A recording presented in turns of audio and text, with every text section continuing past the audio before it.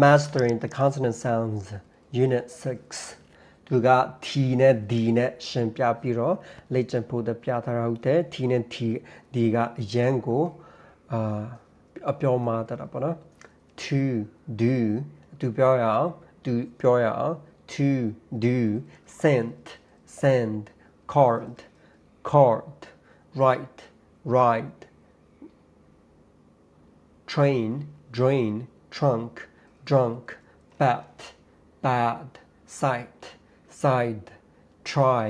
dry all right သူရဲ့ T ကို help ပေါ်တော့အတန်မထွက်တဲ့ဟာတွေအများကြီးရှိတယ် T ကနေ D ဖြစ်သွားတာတွေလည်းအများကြီးရှိတယ်ပေါ်တော့တစ်ခုအနေနဲ့ဗာလဲ always hold the final T when the next word begins with a consonant ပေါ်တော့ T ကနောက်တစ်လုံးက consonant နဲ့စတယ်ဆိုရင်ဒါမှမဟုတ် consonant လုံးကြားထဲမှာ T ဆိုရင် T ကိုအမြဲတမ်းပေါ်တော့အတန်ကမြုပ်တယ်ပေါ့နော်ဆိုတော့fact ဆိုရင် fact ဆိုရင် fact ဒါပေမဲ့သူရဲ့နောက်မှာ S ထည့်လိုက်လို့facts ဖြစ်သွားတယ်မနော်အချက်လက်များဆိုတော့ S ထည့်လိုက်လို့ဆို C နဲ့ T နဲ့ S C နဲ့ S ကြားထဲမှာရှိ T ကိုမြုပ်လိုက်တာ hell ပေါ့နော်အတမထွက်ပါတဲ့နားလိုက်တာပေါ့နော် it was limo it was might do at work I'm at work all right when the next letter within the same word is a consonant football lately atmosphere outside nightmare atlas butler စနာလို့ပါပဲပေါ့နော်ပထမတစ်ခုကကျတော့စကလုံးတစ်လုံးနဲ့တစ်လုံးအခုကကျစလုံးတစ်လုံးထဲမှာပေါ့နော် T ရဲ့နောက်မှာconsonant line T ရဲ့ရှေ့မှာမဟုတ်နော်နောက်မှာဒီကကျတော့ T ရဲ့နောက်မှာစလုံးတစ်လုံးထဲမှာ T ရဲ့နောက်မှာ consonant ပါလာရင်အ T ရဲ့အတန်မြုပ်ပါ football ဆိုရင်တော့ဒီ T ရဲ့နောက်မှာ B ပါလာတယ်အစနာပထမတစ်ခုကကျတော့စလုံးတစ်လုံးအဲ့ထဲနဲ့ T နဲ့ဆုံးပြီးတော့တစ်လုံးကconsonant စရင် it ပြီးတော့ပြီး was က W နဲ့စတဲ့ချိန်မှာဆိုတော့ it was ဖြစ်သွားလိမ့်နော်နောက်တော့ T ရဲ့နောက်မှာ in line ရင်သူ့ရဲ့အတန်ကိုမြုပ်ပေးပါပေါ့နော် certain gotten mountain lighten cotton ပေါ့နော် Britain နောက်တော့ T ကR ရဲ့ T ရဲ့ရှေ့မှာ in ရှိရင်လည်းသူ့ရဲ့အတန်ကိုမြုပ်ပေးပါပေါ့နော်အဲ့တော့ T ကကျတော့ n နဲ့ T ဆိုတော့ T ကနောက်မှာပဲဖြစ်ရှေ့မှာပဲရှိ T ကိုမြုပ်တာပေါ့နော် interview 20 disappointing accountable dentist intellectual quantity advantages international center plenty เนาะ plan D လေးမ plenty နဲ့တွားတာလေเนาะနောက်တစ်ခုကကျတော့ T ကနေ D ဖြစ်သွားတဲ့ဟာတွေအဲ့ဒါကကျတော့ဗာလဲဆိုရင် vowel ရဲ့နောက်မှာ T ဆိုရင်တဲ့ vowel တစ်ခုကြားထဲမှာ T ဆိုရင် T က D ပြန်ဖြစ်သွားတယ်ပေါ့နော် battle battle battle เนาะ battle ကဆိုTT ရဲ့ရှေ့ရောနောက်ရောမှာဆိုတော့ vowel ရှိတဲ့အချိန်မှာသူက D ဖြစ်သွားတာပေါ့နော်သူတို့ရေးကြည့်တာဆိုတော့ဒီမျိုး T ကိုမြုပ်တယ်ဆိုတော့သူ့ရဲ့အတန်က stress စလုံးတစ်လုံးမှာ stress တဲ့အတန်မဟုတ်မှဗာလဲသူကိုမြုပ်တာနော်သူကဘလောက်ပဲ vowel ရှိသူ့ရဲ့ T ရဲ့အတန်ကစလုံးတစ်လုံးမှာ stress တဲ့ syllable ဆိုရင်သူက T ပဲ D တော့မလုံးနဲ့ပေါ့နော်ဥပမာဆိုတော့ attack ဆိုတော့ ATTACK ဆိုတော့ TT ရဲ့ရှေ့ရောနောက်ရောမှာနောက်မှာရော vowel ရှိတယ်ဒါဆို attack မဟုတ်တော့ attack ကဆိုတော့ syllable stress တဲ့စလုံးဖြစ်တော့ attack ပေါ့နော်ဒီမှာ battle မှာဆိုတော့ bat BAT မှာပဲတွားပြီးတော့ stress တဲ့ဆိုတော့ TTLE မှာဆိုတော့ရှေ့ရောနောက်ရောမှာ TT က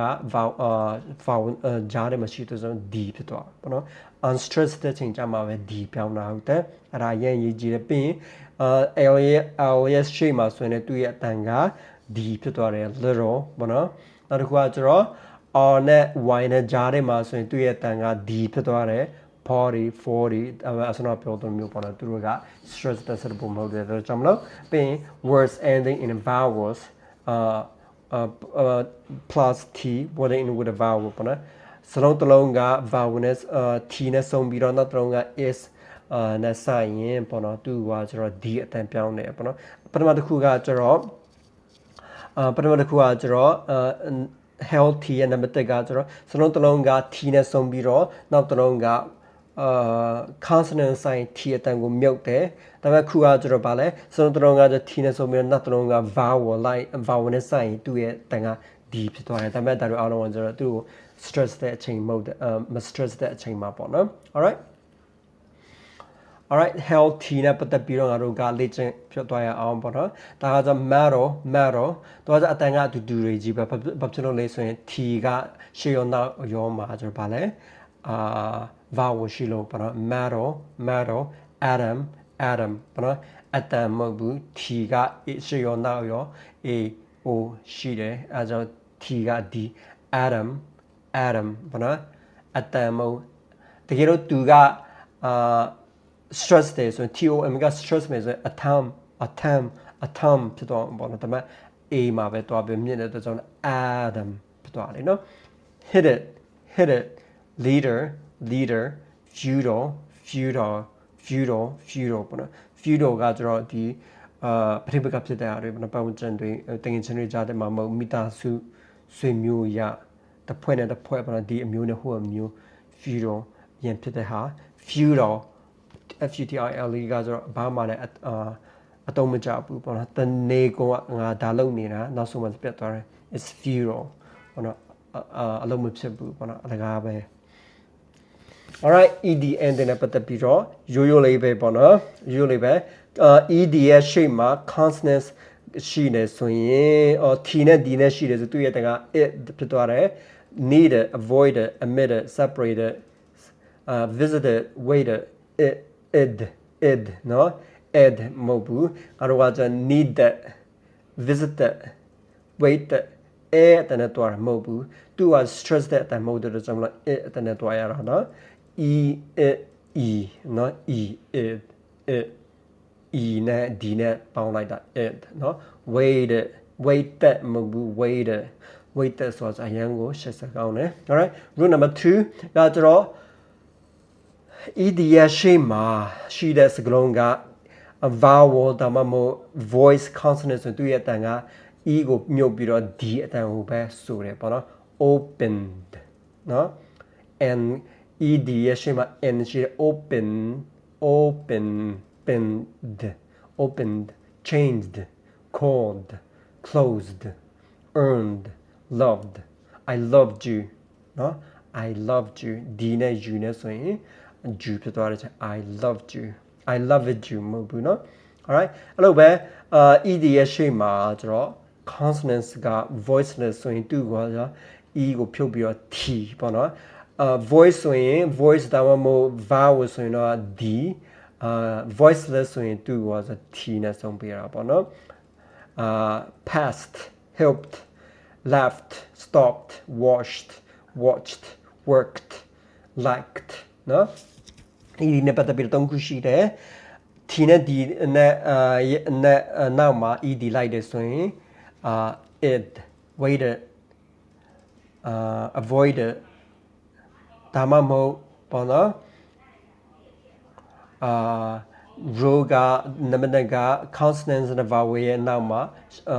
ED ဆိုရင်တော့ D အတန်နဲ့consonant က voiceless ဖြစ်ပြီးတော့သူရဲ့နောက်မှာ ED ဆိုရင် T အတန်နဲ့ပဲဆုံးတာပေါ့နော်rule number 2နဲ့3မှာ E ကိုဖြုတ်တယ် T နဲ့ D နဲ့ပဲကွာတာ consonants